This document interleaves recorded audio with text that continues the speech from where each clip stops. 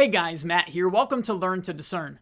Today we're continuing our study through the book of Galatians as we're going to be looking at chapter 5, verses 1 through 15.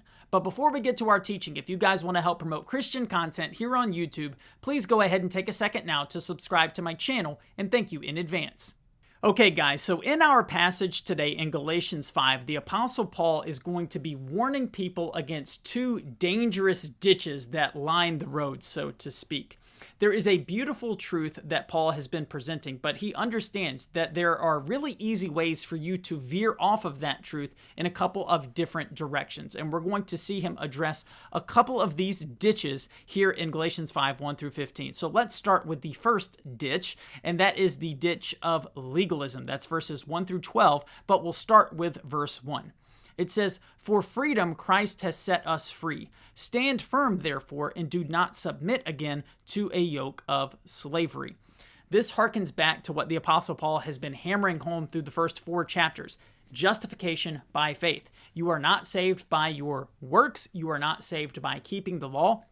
It is all of grace, all of faith. And Christ has set us free, and we need to stand firm in that freedom, not submitting again to the yoke of slavery. And so remember that there were these Judaizers who had come into the church in Galatia, and they were telling people, yes, salvation is by faith, but also you have to be circumcised, but also you have to keep ceremonies, you have to do this. And so they were adding works to faith. And the Apostle Paul had said earlier that people are enslaved to the law. And what he meant by that is that the law won't actually help you to live in such a manner that you would be right before God. And he's saying, hey, remember, church in Galatia, you have been set free in Christ. You are not made right with God by keeping the law. Don't submit to that yoke of slavery. That's another way of saying don't listen to the teaching of the Judaizers. He continues now in verses 2 through 6. He says, "Look, I, Paul, say to you that if you accept circumcision, Christ will be of no advantage to you. I testify again to every man who accepts circumcision that he is obligated to keep the whole law. You are severed from Christ, you who would be justified by the law. You have fallen away from grace. For through the Spirit, by faith, we ourselves eagerly wait for the hope of righteousness. For in Christ Jesus, neither circumcision nor uncircumcision counts for anything, but only faith working through love." All right, so Paul starts by talking about circumcision. In verse 2, he says, if you accept circumcision, Christ is of no advantage. And in verse 3, if you accept circumcision, you're obligated to keep the whole law. You're severed from Christ. It's pretty bad. So is he literally saying that you cannot be physically circumcised at all, that's dangerous? Well, no, we know that's not what he's saying from verse 6. Verse 6, he says, neither circumcision nor uncircumcision counts for anything.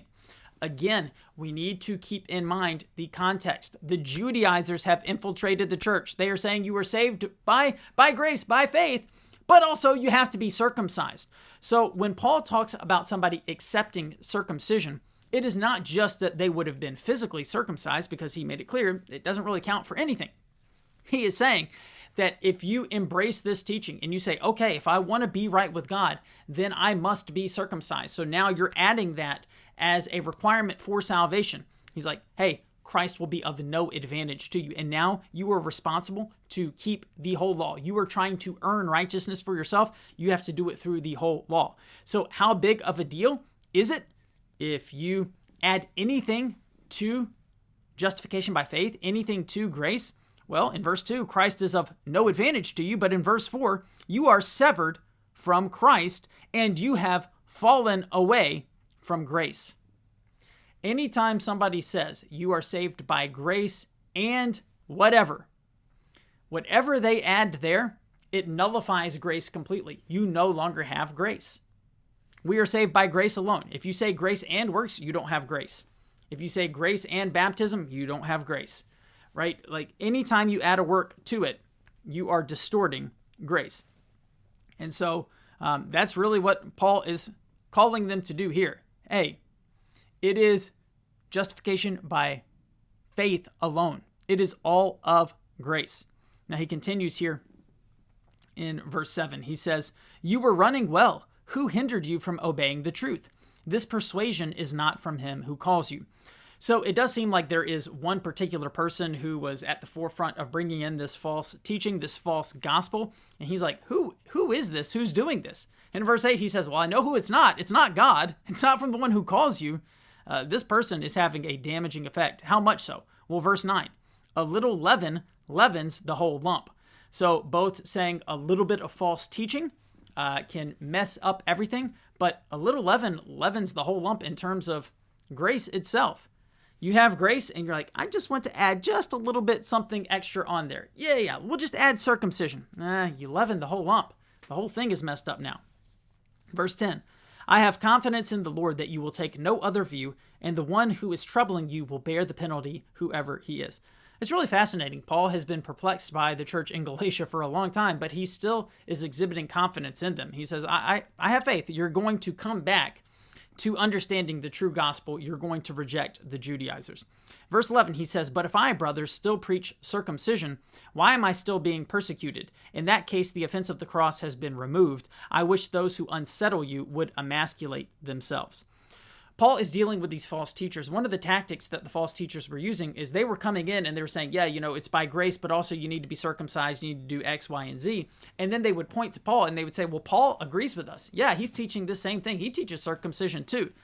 Paul says, if I preach circumcision, why are they persecuting me? Why am I being persecuted?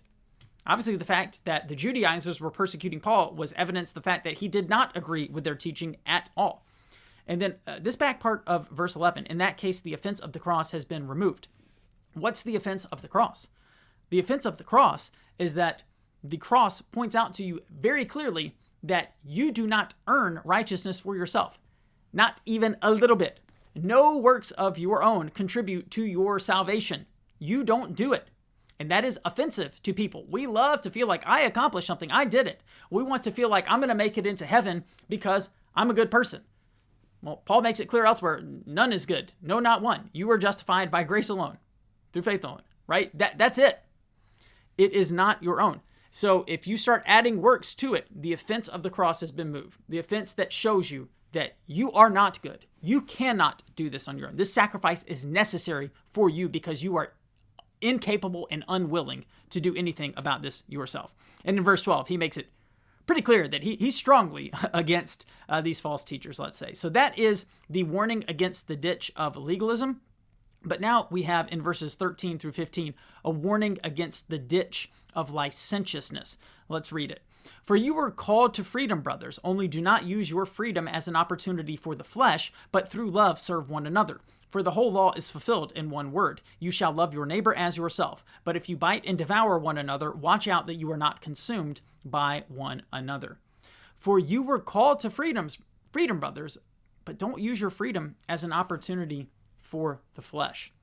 So what I said, it's licentiousness. Basically, some people can get into error and they believe that, hey, it's all of grace. It's all by faith. It's not my works at all. So therefore, I have a license to sin.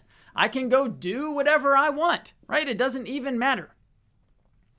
Paul says you were called to freedom, but that freedom is not meant to be used as an opportunity for the flesh, meaning you don't use that as an excuse to sin. In fact, in 1 Peter 2:16, Peter says something very similar.